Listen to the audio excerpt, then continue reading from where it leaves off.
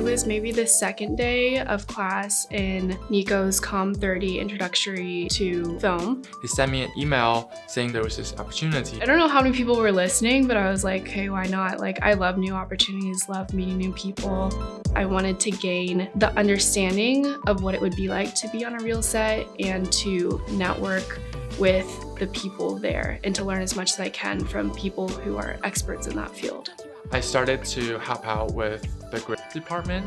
I really liked it because I realized grips is such an important element in filmmaking. Simply put, grips is about light. If we were doing an indoor scene, we block all the natural light and then set up lights indoor just to make lighting more predictable and more accurate.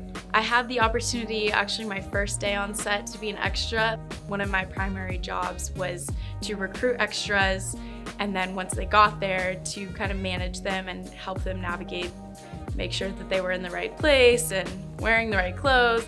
It's super like fast paced and it's fun because it's just creative energy all around you. I really like teamwork, just seeing people building like relationships on set.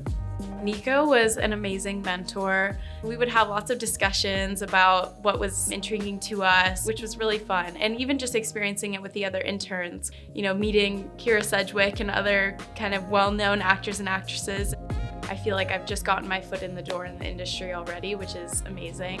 To like any student coming to Santa Clara, like there are so many opportunities on this campus. Sometimes they are spoken about in class or in a club or, you know, wherever you are on campus. Listen and take it in, get more information and like do it. Something I really like about the communication department at Santa Clara is that the small class sizes really allows professor and student develop closer relationship.